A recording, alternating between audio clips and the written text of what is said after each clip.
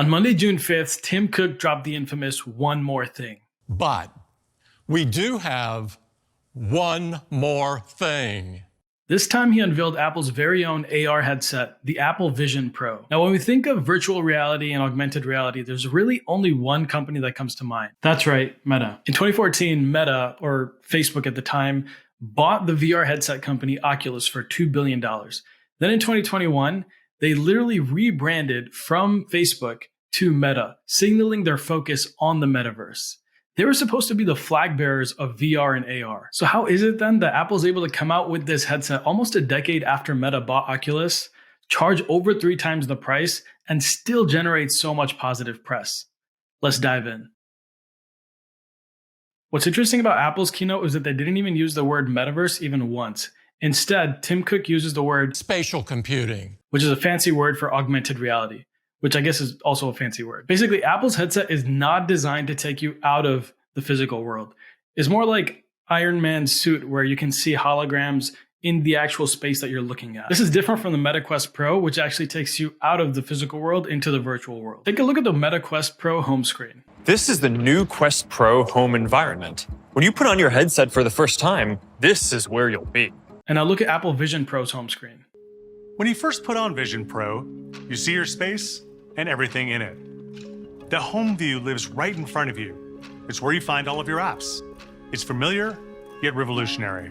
That's the difference between the metaverse and spatial computing. Apple's marketing genius is well known, but on Monday, Tim Cook proved that Apple still got the juice. With the Apple Vision Pro, there are 3 things that I came across in my analysis that Apple did to really crush this launch. The first thing is focusing on entertainment. If we compare Apple's keynote with Meta's keynote launch of the Meta Quest Pro, it's clear that Meta's focus in messaging is primarily on work and collaboration, whereas Apple's focus is primarily on content consumption and entertainment. Take a look at the guests that Mark Zuckerberg invited onto the keynote. I'm here with Microsoft's chairman and CEO, Satya Nadella. Hi, Satya.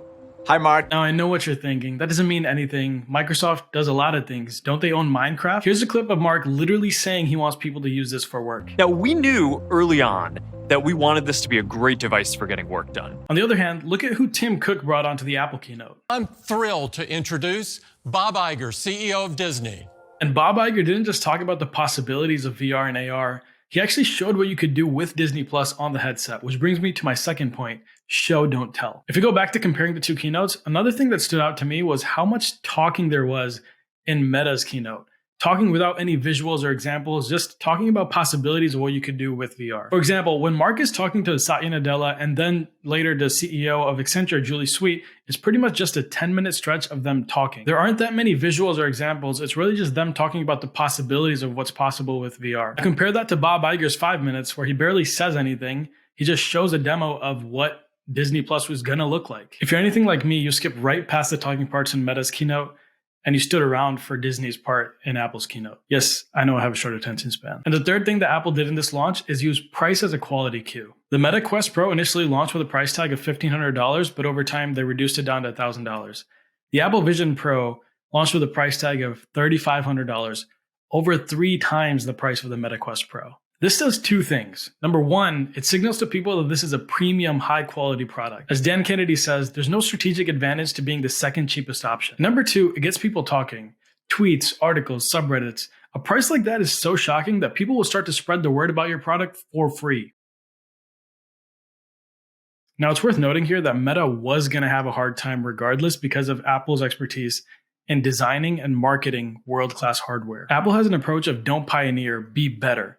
And man, are they good at this. They're rarely, if ever, first to market with their products. But when they do come out with their products, they're high quality products. Now, looking at the headset space in particular, Apple had the advantage here of looking at the pain points that the customers actually had and actually solving for those pain points. You don't want to go completely into the virtual world and you want to stay in the real world to a certain extent. Here's a toggle to change how immersed you are. You want to be able to engage with people while you have the headset on? Here, we'll add a screen to the front of the headset where we'll mirror your eyes to anyone who's around you. And of course, they also have the advantage of the Apple ecosystem. They can design experiences to blend seamlessly with the Mac, iPhone, Watch, and their other devices. It certainly seems like Tim Cook is out to get Mark Zuckerberg. First, he hits him with a gut punch to their ad business with the privacy settings. Now he hits him with a right hook to their headset business with the Apple Vision Pro. Apple's philosophy of don't pioneer, be better has allowed them to make a big splash with the launch announcement of the Apple Vision Pro on June 5th. Time will tell if consumers are willing to buy and how they feel about spatial computing.